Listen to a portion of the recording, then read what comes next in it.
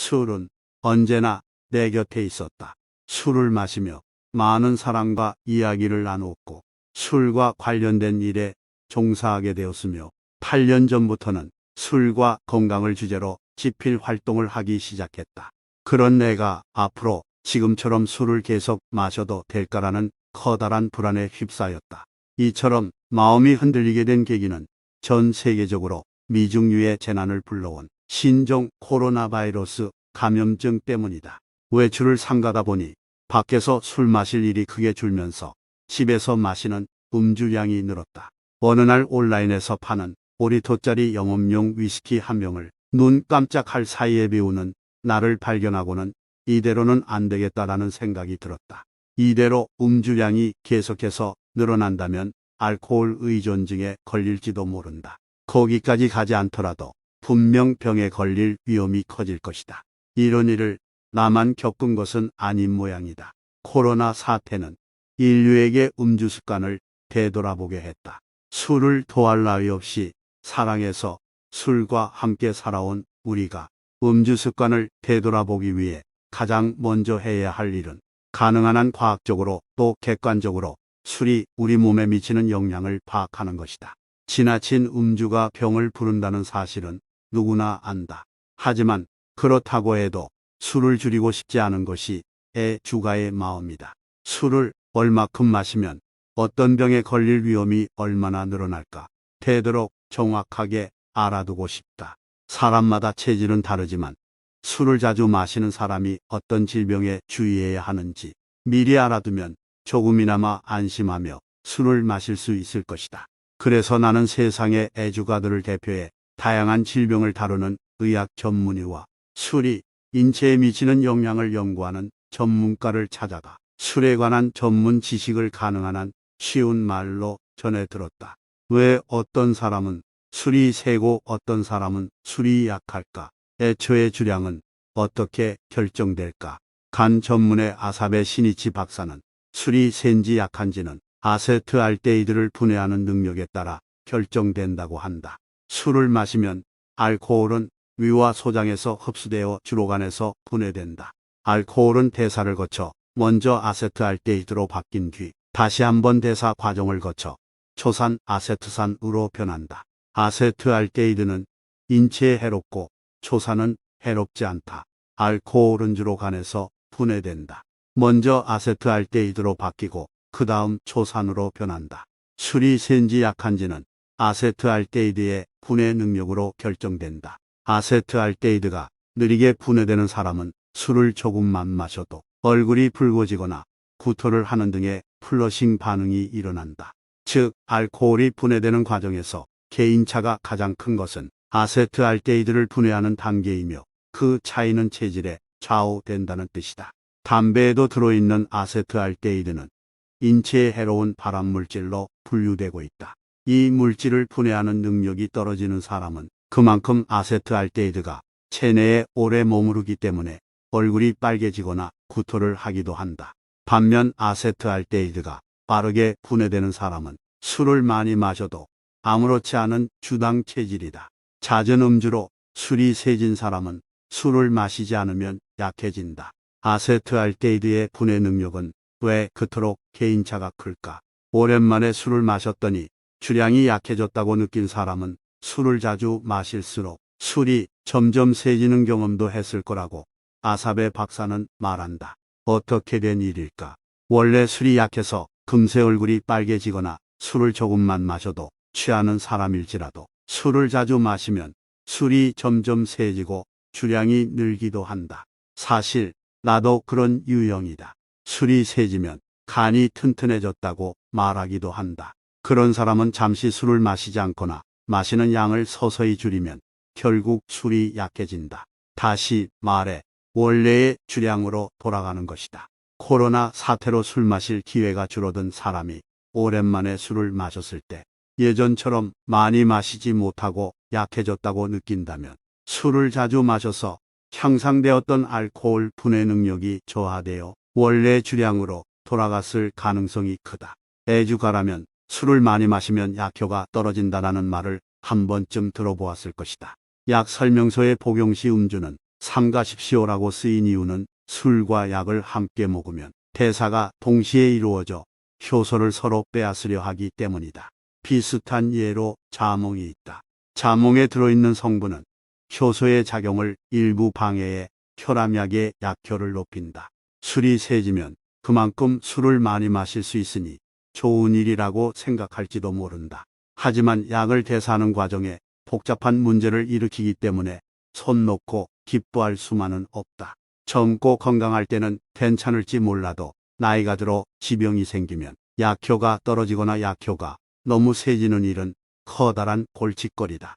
과음을 막기 위해서는 자신의 주량을 아는 것이 중요하다. 주량을 모르고 흥에 겨워 술을 잔뜩 마시면 만취해 곤드라지거나 숙취에 시달리기 쉽다. 예전에는 매년 12월이 되면 연중 행사처럼 송년회가 열려 번화가에서 술 취한 사람들의 도사물을 종종 발견할 수 있었다. 분위기에 취해 자기도 모르게 과음하는 사람뿐만 아니라 평소에 술을 마시지 않던 사람들까지 모여 술을 마시다 보니 주량을 넘겨버리기 일쑤였다. 코로나가 창궐한 이후에는 그런 광경을 별로 보지 못했지만 말이다.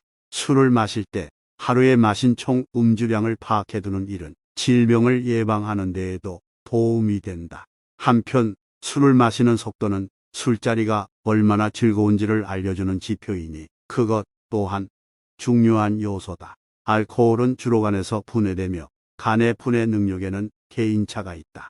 간 전문의 아사베 시니치 박사는 알코올 분해 능력을 수치로 나타내는 것은 상당히 어렵습니다. 만약 수치로 나타낼 수 있다고 해도 컨디션에 따라 달라지기 때문에 일정하지 않아요라고 말했다. 즉, 자신의 주량을 파악하더라도 수치로 측정하는 일은 매우 어렵다는 뜻이다. 아무튼 입을 통해 몸속으로 들어온 알코올은 위와 소장에서 흡수되어 주로 간에서 분해된다. 이 분해 과정은 시간이 걸리기 때문에 그 사이에 알코올은 혈류를 타고 몸속을 돌아다닌다. 혈중 알코올 농도를 측정하면 체내에 알코올이 얼마나 남아있는지 알 수 있다. 혈중 알코올 농도는 체내에 들어온 알코올의 양과 간이 분해하는 알코올의 양이 얼마나 균형을 이루는지에 따라 결정됩니다. 간의 분해 능력이 낮은 사람은 혈중 알코올 농도가 쉽게 올라간다. 아직 분해되지 않은 알코올은 뇌에 도달해 신경세포에 작용한다. 알코올이 뇌에 영향을 미치는 모습은 어느 정도 상상이 갈 것이다. 술을 마신 뒤 기분이 들뜨거나 대범해지고 평소라면 하지 않을 말을 마구 내뱉는다면 알코올이 뇌에 영향을 미치고 있다는 증거다. 그 상태에서 술을 더 마시면 비틀거리거나 제대로 서지 못한다. 이러한 증상은 운동을 담당하는 소뇌에까지 알코올이 영향을 미치고 있다는 뜻이다. 술이 약한 사람은 적은 양의 알코올을 섭취해도 혈중 알코올 농도가 높아집니다. 또 술을 자주 마시지 않는 사람은 자신의 주량을 알지 못하기 때문에 더욱 조심해서 술을 마셔야 한다. 잔을 드는 속도를 줄이면서 천천히 마시도록 하세요. 취하지 않으려면 알코올이 위에 오래 머무르게 하자. 혈중 알코올 농도가 올라가면 올라갈수록 심각한 증상이 나타난다. 지나치게 들뜨거나 거나하게 취하기만 하면 다행인데 몇 번이나 같은 말을 되풀이하고 비틀거리거나 의식을 잃는 일은 자중했으면 한다. 스스로 그런 행동을 하지 않도록 조심해야 한다. 그런 실수를 하지 않으려면 혈중 알코올 농도가 빠르게 오르지 않도록 신경 써야 한다. 술을 천천히 마시면 혈중 알코올 농도가 갑자기 상승하는 것을 막아 오랫동안 즐겁게 술을 마실 수 있다. 아사베 박사는 혈중 알코올 농도를 천천히 올리는 비결이 있다고 말했다. 혈중 알코올 농도를 갑자기 올리지 않기 위해서는 공복에 술을 마시지 않는 것이 중요하다. 공복에 술을 마시면 알코올이 소장에 빠르게 도달하기 때문에 알코올이 금방 흡수되어 혈중 알코올 농도가 급격하게 높아진다. 위에 음식물이 있으면 알코올도 위에 오래 머무르면서 천천히 흡수된다. 알코올은 위에서 5% 나머지 95%는 소장에서 흡수된다. 게다가 알코올은 소장에서 매우 빠르게 흡수된다. 소장의 내벽에는 장육모라고 불리는 돌기가 무수히 많아서 소장의 표면적은 성인 남성의 경우 테니스 코트 하나만한 면적이라고 한다. 이처럼 소장은 위의 면적보다 훨씬 크기 때문에 알코올을 빠르게 흡수하는 것이다. 빈속을 채우기 위해 음주 전에 무엇을 먹으면 좋을까? 아사베 박사는 예상외로 기름진 음식을 추천했다. 기름진 음식을 먹으면 콜레키스토키닌과 같은 소화관 호르몬이 작용해 위에서 음식물이 내려가는 출구인 유문을 닫는다. 그러면 알코올이 위에 머무는 시간이 길어져 만취를 막을 수 있다. 다만 기름진 음식이라고 해도 튀김은 칼로리가 높고 중성지방을 늘리기 때문에 비만의 원인이 된다. 아사베 박사가 추천하는 음식은 치즈나 오일 드레싱을 뿌린 샐러드 같은 요리다. 그 밖에도 해산물을 난로서로 올리브 오일을 두른 카르파초나 올리브 오일과 마늘, 새우를 함께 넣고 끓인 감바스 아라이오도 좋다. 또 술과 함께 물을 마시면 혈중 알코올 농도가 급격히 오르는 것을 막아준다. 특히 알코올 도수가 높은 술을 마실 때는 물을 꼭 챙겨 마시도록 하자. 애주가라면 누구나 경험하고 두 번 다시 경험하고 싶지 않은 것이 바로 숙취다. 과음 후 생기는 숙취의 메커니즘은 아직 베일에 쌓여 있다. 실제로 내 주변의 애주가들에게 물어보아도 숙취의 원인을 정확하게 알고 있는 사람은 드물다. 그날의 컨디션, 알코올과 음식의 조합 공복인지 아닌지, 물과 함께 마셨는지, 증류주나 발효주 등 주종에 따라 숙취에 시달리기도 하고 괜찮기도 한다. 같은 양을 마셔도 어느 날은 끄떡없다가 어느 날은 산송장처럼 알아눕기도 한다. 알코올을 분해하는 과정에서 발생하는 아세트알데히드가 숙취의 원인이라는 견해도 있다. 아세트알데히드는 몸에 해로워서 안면홍조 구토, 가슴 두근거림, 졸음과 같은 플러싱 반응을 일으킨다. 이러한 증상이 숙취 증세와도 비슷하기 때문이다. 하지만 숙취 증세를 보이는 사람들을 검사해보면 혈액 속에서 아세트알데히드가 거의 검출되지 않는다고 한다. 술을 마셔도 얼굴색이 변하지 않는 사람, 즉 알코올 내성이 강한 사람은 술 마시는 도중에 검사해 보아도 아세트알데히드가 거의 검출되지 않는다는 것이다. 이는 체내에서 아세트알데히드가 빠르게 분해되기 때문이라고 추측하고 있다. 술을 마시면 얼굴이 빨개지는 사람도 초기 단계에서만 아세트알데히드가 검출된다. 시간이 흐를수록 아세트알데히드는 검출되지 않는다. 그래서 숙취의 직접적인 원인은 아세트알데히드가 아니라고 본다. 다만 술을 마신 뒤 얼굴이 붉어지는 사람은 숙취에 시달리기 쉽다는 연구 보고가 있다. 따라서 아세트알데히드 그 자체가 아니라 아세트알데히드에 따른 후유증이 숙취와 관련이 있을지도 모른다고 말한다. 몇 가지 원인을 들었지만 부끄럽게도 거의 모든 항목이 이해하기 어려웠다. 특히 가장 이해하기 어려웠던 부분은 금단 현상이었다. 사실 알코올 의존증 환자가 술을 끊었을 때 생기는 현상을 이른바 금단 현상이라고 한다. 숙취는 가벼운 알코올 금단 현상이 원인이라는 설이 있다. 술을 마시면 뇌는 기능 변화를 일으킨다. 기능 변화가 일어나면 뇌는 원래 상태로 되돌아가려고 하는데 이때 구토, 가슴 두근거림, 식은땀, 손 떨림 같은 증상이 나타난다. 알코올 의존증 환자는 이러한 금단 현상을 이기지 못하기 때문에 술을 끊지 못하고 뇌는 기능 변화가 일어난 채 원래 상태로 되돌아가지 못하는 것이다. 예를 들어 밤에 술을 마시면 금세 잠들지만 자는 도중에 자주 깬다. 그 이유는 잠을 얕게 자기 때문인데 이러한 증상이 금단 현상의 일종이라는 설도 있다. 알코올 의존증일 때 금단 현상이 일어나면 불면증이 생기기 쉽다. 다시 말해 술을 마시고 잠이 들었을 때 잠을 얕게 자는 증상은 금단 현상의 축소판이라고 할 수 있다. 숙취가 가벼운 금단 현상이라면 숙취를 해소하기 위해 마시는 해장술은 절대 추천할 수 없다. 잠시뿐이지만 해장술을 마시면 숙취 때문에 일어나는 불쾌한 증상이 사라지고 개운해지기도 한다. 하지만 이는 알코올 의존증 환자가 금단 현상을 견디지 못하고 술을 입에 댄 뒤 잠시 편안해지는 것과 마찬가지다.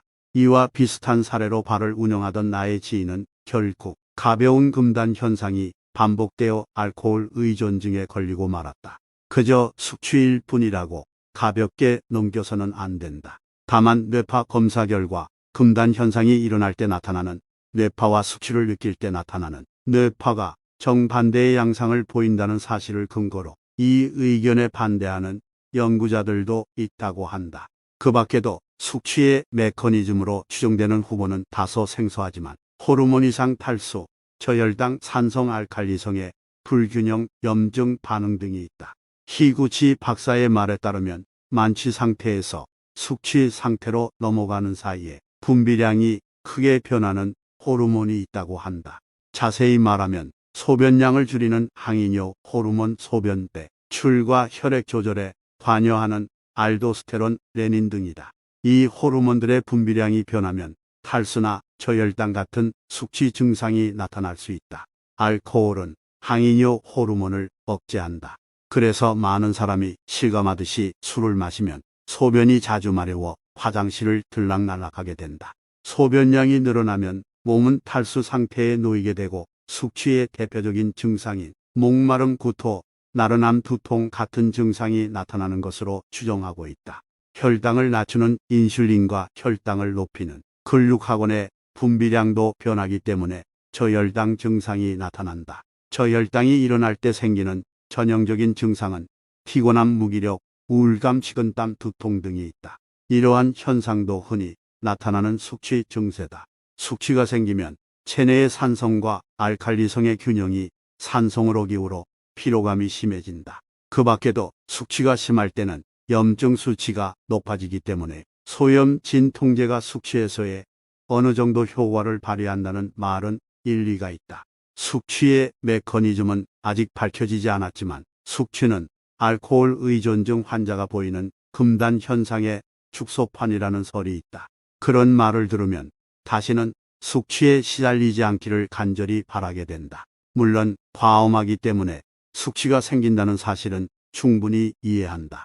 숙취에 시달리고 싶지 않다면 과음하지 않으면 그만이다. 하지만 절제하지 못할 때도 있다. 같은 양을 마셔도 컨디션에 따라 숙취가 생기기도 하고 생기지 않기도 한다. 숙취가 생기는 메커니즘은 여러 가지 요인이 복잡하게 얽혀 있기 때문이다. 애초에 숙취가 생길 때까지 마시려는 생각이 잘못이다. 가능한 한 여유를 가지고 잔을 내려놓으면 될 일이다. 이제 나이도 있으니 깔끔하게 마무리 짓고 자리를 뜨면 숙취에 시달릴 확률도 현저히 줄어들 것이다. 하지만 그 사실을 머리로는 알아도 실천하기 힘든 것이 애주가의 천성이다. 다시 한번 부끄러움을 무릅쓰고 앞서 말한 숙취는 금단 현상의 축소판이라는 설을 알려준 구리야마 의료센터 원장 히구치 박사에게 숙취가 생기지 않는 음주법은 없는지 물어보았다. 잘 아시겠지만 제일 먼저 과음은 금물입니다. 숙취가 생기는 자세한 메커니즘은 아직 밝혀지지 않았지만 과음으로 일어난다는 사실만은 틀림이 없습니다. 기본은 마시는 양을 줄이는 것입니다. 히구치 박사는 이렇게 서두를 꺼내며 숙취는 술의 종류에 따라 차이가 난다고 말했다. 예컨대 색이 진한 술과 투명한 술, 발효주와 증류주에 따라 숙취의 정도가 달라진다는 것이다. 위스키와 진을 같은 양과 같은 농도로 마셨을 때 위스키의 숙취가 더 심하다는 연구 보고가 있습니다. 레드 와인과 화이트 와인을 비교하면 레드 와인이 숙취가 더 심하다는 연구 결과도 있어요. 레드 와인이 화이트 와인보다 숙취가 더 심하다는 사실은 경험을 통해 알 수 있었다. 그렇다면 그 이유는 무엇일까? 히구치 박사는 색이 진한 술에 성분이 더 많이 들어있기 때문이라고 말한다. 술에는 물과 알코올 이외에 컨지노, 일종의 착향료라는 성분이 포함되어 있다. 컨지노라는 말을 처음 접한 사람도 많을 것이다. 물과 알코올 이외의 성분을 가리키는 컨지노는 술의 맛과 풍미를 결정하는 요소다. 하지만 컨지노가 많은 술은 숙취를 더 심하게 일으킨다. 증류주보다 발효주가 숙취가 더 심한 이유도 컨지노의 양 때문이다. 증류주는 발효주를 가열해서 증발하는 알코올을 모아 냉각시키는 제조 과정을 거친다. 이 증류 과정에서 알코올 농도는 높아지고 반대로 컨지노는 크게 줄어든다. 증류주가 다음날 속이 깔끔하다고 말하는 이유도 이러한 영양 때문이라고 생각한다. 즉 체질 같은 개인차도 있겠지만 큰 틀에서 보면 색이 진한 술보다 투명한 술, 발효주보다 증류주를 선택하는 것이 숙취를 줄이는 방법이라는 것이다. 그렇다면 투명한 증류주인 전통 소주가 숙취를 줄이는데 가장 알맞은 술이 아닌가? 그렇게 묻자 히구치 박사는 증류주는 알코올 도수가 높아서 조심해야 합니다. 숙취가 덜하다고 해서 과음을 하면 본전도 못 찾아요. 숙취의 가장 큰 원인은 과음이니까요라며 못을 박았다. 그 밖에도 술을 고를 때 중요한 점이 있다. 스파클링 와인이나 맥주 하이볼처럼 탄산이 섞인 술은 위의 연동 운동을 촉진하기 때문에 장에서 알코올을 빠르게 흡수하게 하고 혈중 알코올 농도를 급격하게 올린다. 따라서 빨리 취하기 때문에 조심해야 한다. 또 술과 함께 물을 챙겨 마시거나 증류주처럼 알코올 도수가 높은 술은 물에 희석해서 마시는 것이 좋다. 혈중 알코올 농도가 갑자기 오르면 술을 자제하기 어려워 결국 과음하는 경우가 많다. 여기서 멈추면 숙취는 없겠지 하고 판단할 수 있는 이성을 유지하려면 혈중 알코올 농도가 갑자기 오르지 않도록 천천히 마시는 것이 중요하다. 안주는 혈중 알코올 농도를 낮추는데 도움이 된다. 안주와 함께 술을 마시면 저혈당 증상을 막을 수 있다. 저혈당은 숙취를 일으키는 요인이다.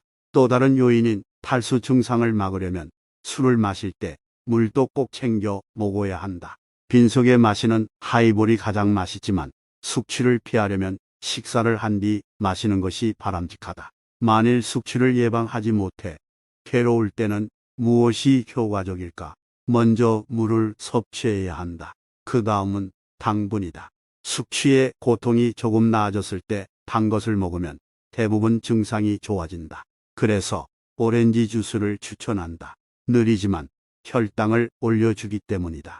오렌지 주스는 탈수 증상과 저혈당을 모두 해결하는 데 효과가 있다. 과일에 들어있는 과당은 예로부터 알코올 분해를 촉진한다고 알려져 있다. 과당이 풍부하게 들어있는 오렌지 주스를 추천하는 이유도 그래서다. 숙취를 해소하기 위해 사우나에 가는 사람들도 있는데 이 방법은 어떨까? 땀을 흘린다고 해서 알코올이 빠져나가지는 않는다. 탈수 증상을 부추겨 오히려 위험할 수 있다. 부정맥을 일으킬 위험도 있다. 절대 해서는 안 될 행동이다. 목욕도 마찬가지이다. 내 주변에는 알코올을 빼려고 사우나에 간다는 애주가들이 많다. 나도 사우나에 가면 땀과 함께 알코올이 빠져나가 숙취가 해소된다고 믿었는데 웬걸 정반대로 한 모양이다. 히구치 박사는 목욕이나 사우나를 하면 몸이 개운해져 술이 빠져나간다고 착각하는 것뿐이라고 말한다.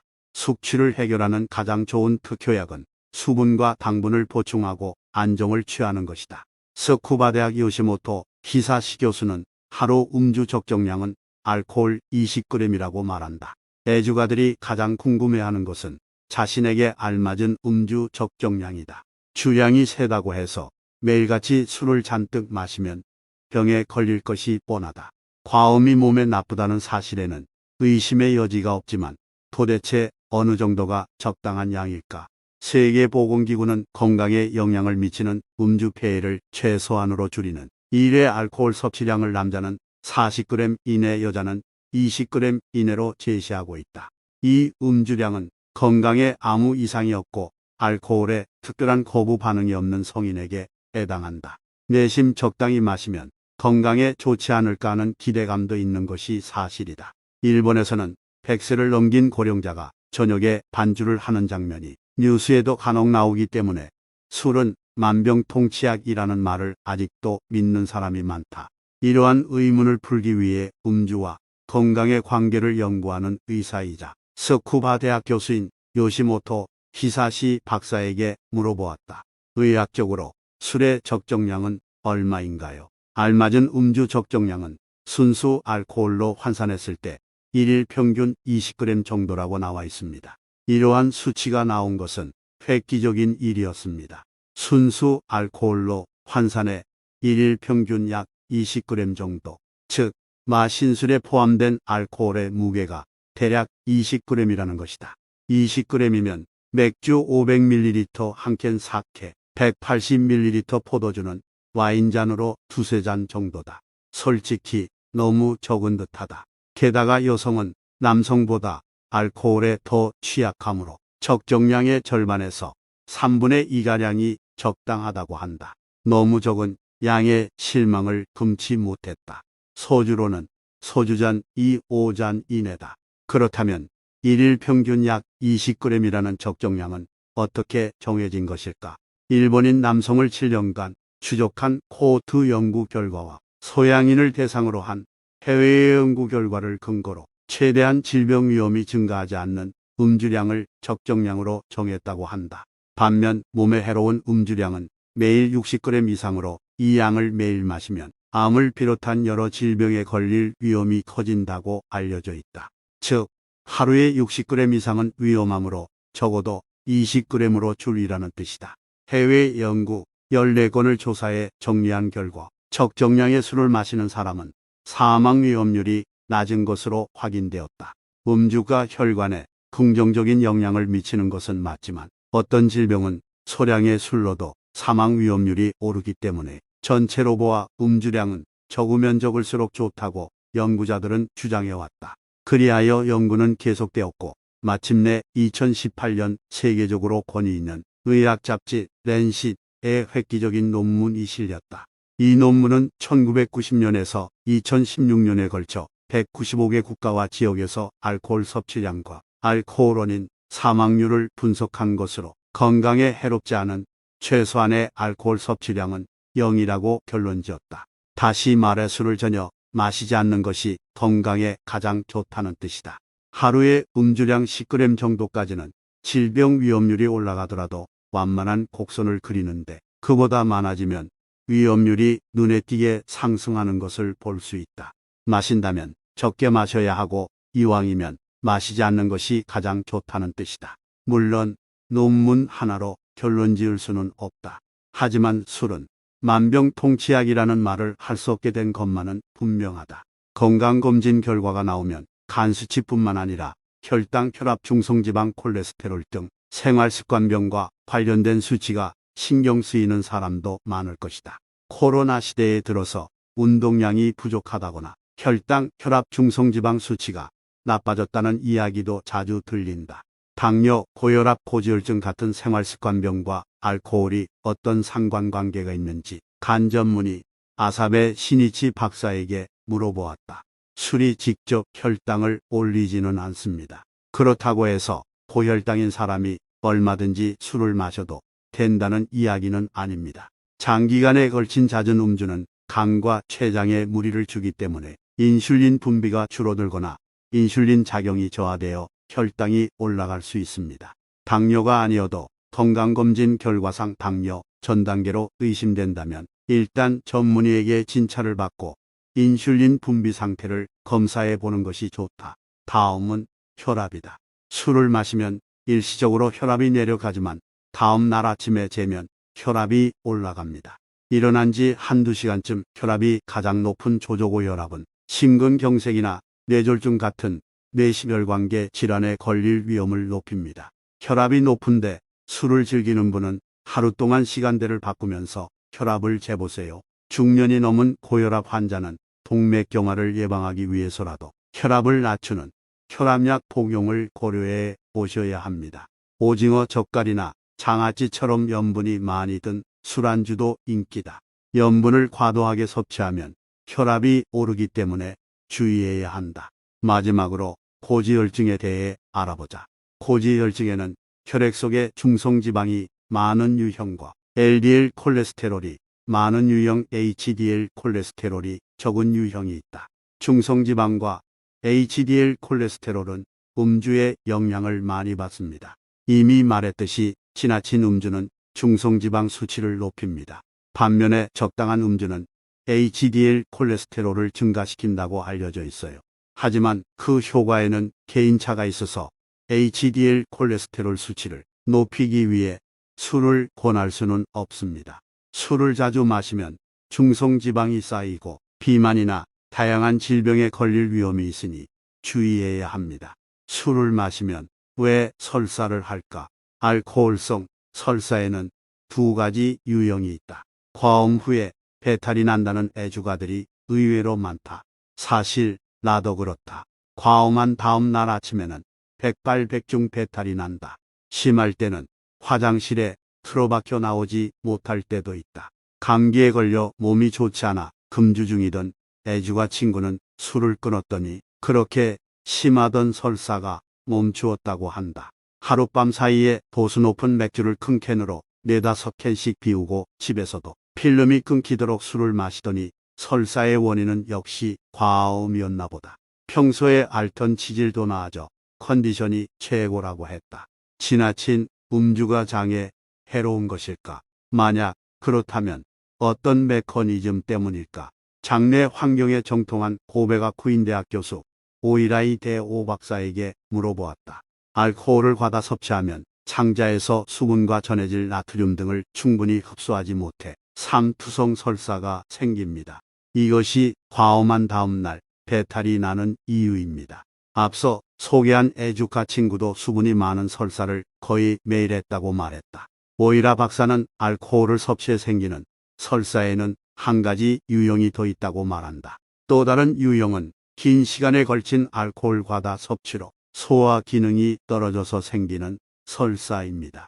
이러한 설사는 변에 지방이 과도하게 많아 지방변이라고도 부릅니다.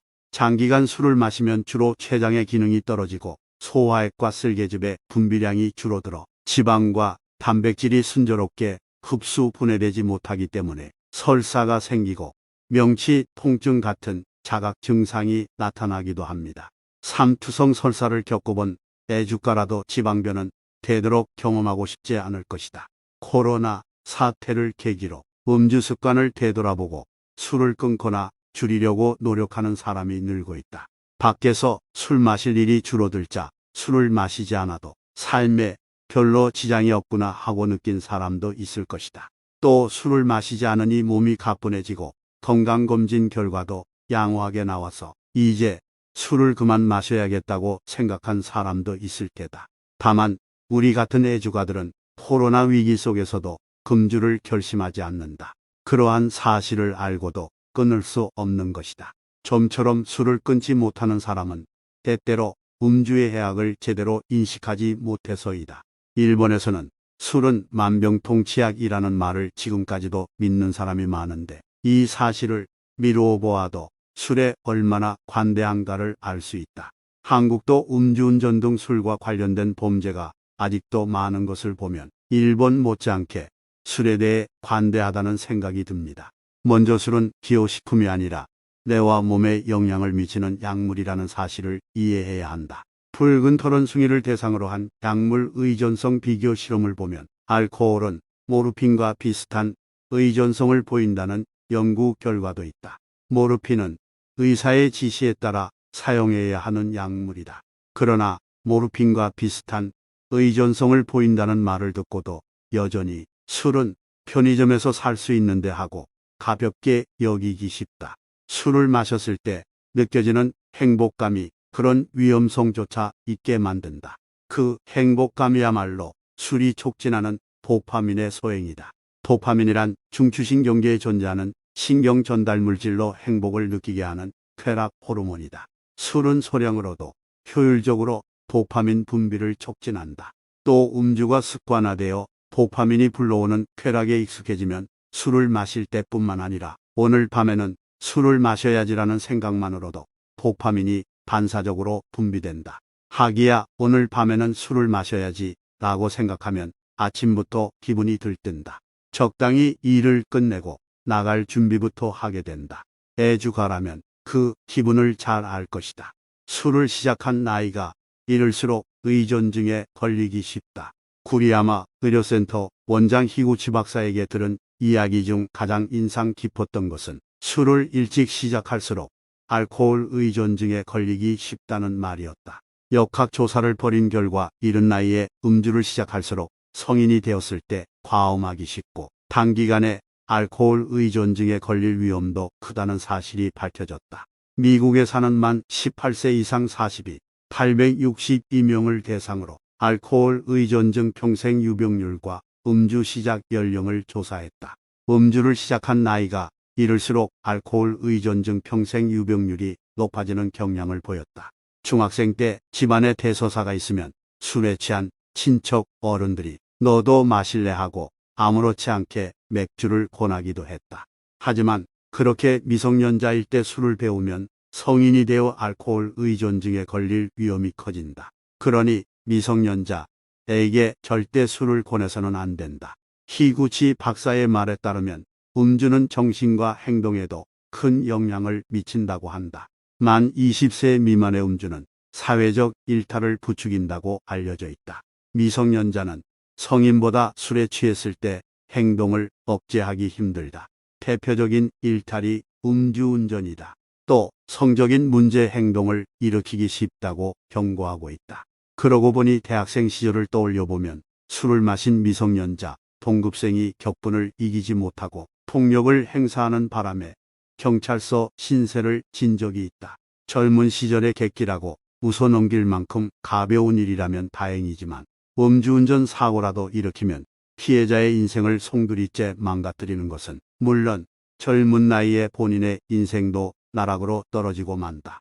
일본의 음주 연령은 만 20세 이상이지만 이는 나라마다 다르다. 각국의 음주 연령을 살펴보면 유럽은 비교적 어린 나이인 만 16세부터 음주가 허용되는 나라도 있다. 독일에서는 맥주와 와인이라면 만 16세부터 음주가 허용된다. 조금 빠른 듯하나 그 나라의 특색이라고 볼 수 있다. 또 미국의 법정 음주 연령은 만 21세다. 미국은 한때 음주 연령을 만 18세로 낮추었으나 다시 만 21세로 올렸다. 한국은 청소년 보호법 제28조에 의해 만 19세가 되는 해에 1월 1일부터 술을 구입할 수 있다. 미국의 29개 주는 1970, 1975년에 걸쳐 음주 연령을 낮추었다. 음주 연령을 내린 폭은 주마다 달랐지만 만 21세에서 만 18세로 대폭 낮춘 곳도 있었다. 하지만 이렇게 음주 연령을 낮추었더니 미성년자 음주운전 사고와 사망자 수가 증가했고 미성년자 음주량이 늘었다는 보고가 있었다. 이 결과를 바탕으로 미국은 1970년대 후반부터 1980년대 초반에 걸쳐 음주 연령을 다시 만 21세로 돌려놓았다. 면역력을 지키는 음주 습관. 이야기를 거듭할수록 애주가들의 마음이 불편해지는 내용뿐이다. 면역력을 지키려면 당뇨나 동맥경화 발병률을 높이는 음주 습관은 피해야 한다는 사실은 충분히 이해했다. 하지만 금주는 애주가에게 오히려 스트레스를 불러일으킨다. 무언가 좋은 방법은 없을까? 스트레스는 면역에 해로운 영향을 끼치기 때문에 음주 습관을 고쳐나가야 한다. 천연 장벽인 점막이 다치지 않도록 목을 자극하는 도수 높은 술은 피하고 마셔야 한다면 물이나 탄산수에 희석해서 마시도록 해야 한다. 또 생활습관병이나 암 발병률이 높아지지 않도록 조심해야 한다. 간이 휴식하는 날을 만드는 것도 좋다. 병에 걸리지 않기 위해서라도 과음하는 습관은 삼가야 한다. 순수 알코올 적정량은 1일 20g 맥주 1캔, 소주 2~5잔, 와인 2잔 정도다. 아베 박사는 이렇게 조언했다. 요즘 같은 코로나 시국에는 집에서 술을 마시는 사람도 많을 텐데 이번 계기로 음주 습관을 바로 잡았으면 합니다. 먼저 술을 스트레스 해소 수단으로 삼지 말아야 합니다. 스트레스를 해소하기 위해 술을 마시면 음주량이 늘어날 수밖에 없기 때문이죠. 운동처럼 음주가 아닌 다른 방법으로 스트레스를 해소해 보세요. 사회적 거리두기 시행으로 집에서 술을 마시다 보니 예전보다 음주량이 늘어난 사람도 많을 것이다. 또 생활 양식 변화로 스트레스가 쌓여 무심코 술을 입에 대는 사람도 적지 않다. 반면에 재택근무 도입으로 자유시간이 많아져 조깅이나 걷기 운동을 시작했다는 긍정적인 이야기도 자주 들린다. 운동은 술을 대신해 스트레스를 해소해 줄 뿐만 아니라 면역 기능도 높여준다. 하지만 어디까지나 운동도 적당히 해야 한다. 운동도 억지로 하면 오히려 스트레스가 될 수 있다. 너무 격한 운동은 면역력을 떨어뜨린다는 연구 결과도 있다. 그러고 보니 운동선수는 감기에 잘 걸린다는 이야기를 들은 적이 있다. 격한 운동으로 몸이 스트레스를 받으면 부신 피질 호르몬이라는 스트레스 호르몬이 분비되어 면역력이 저하될 수 있다고 한다. 자신에게 맞는 운동을 꾸준하게 하면 면역력을 높이는 데 효과적이다. 엘리베이터 대신 계단을 이용하거나 가볍게 걷는 것만으로도 충분하다. 천천히 몸을 움직이는 요가도 좋다. 땀을 뻘뻘 흘리는 격한 운동만 운동인 것은 아니다. 중요한 것은 꾸준함이다. 아베 박사는 일상생활에서 주의해야 할 점도 조언해 주었다. 38도에서 40도 정도로 따뜻한 물에 느긋하게 몸을 담그면 스트레스도 해소되고 혈액순환도 촉진됩니다. 또 충분한 수면도 빼놓을 수 없겠죠. 다만 일찍 잠들기 위해서 자기 전에 술을 마시면 역효과가 일어납니다. 알코올을 섭취하면 얕은 잠을 자니까요. 애주가들이 신경 쓰는 또 하나는 술안주다. 면역력을 높이기 위해 무엇을 먹으면 좋을까요? 무엇이든 한 가지 식품만 먹는 것은 좋지 않습니다. 단백질, 탄수화물, 비타민, 미네랄, 식이섬유가 풍부하게 든 식품을 되도록 다양하게 그리고 균형 있게 섭취해야 합니다. 애주가들에게는 어려울지 모르지만 달고 짠 음식은 고혈압과 동맥경화를 유발할 수 있으니 간이 센 음식은 주의해 주세요. 면역세포는 매일 3, 5% 정도 사멸한다고 알려져 있다. 새로운 면역세포를 만들기 위해서는 충분한 영양이 필요하다. 다만 생활습관병을 일으키는 비만을 예방하려면 과식은 금물이라고 아베 박사는 덧붙였다. 더불어 혈류를 방해하는 흡연도 줄이는 것이 좋다고 한다. 간이 휴식하는 날을 만들어 적당한 음주량을 지키고 균형 잡힌 식사를 배가 조금 덜 부르게 먹는 것. 스트레스를 해소하기 위해 적당히 운동하고 잠을 푹 자는 것. 너무 당연한 말이라고 생각할지 모르지만 이것이 면역력을 높이는 올바른 생활 습관이다.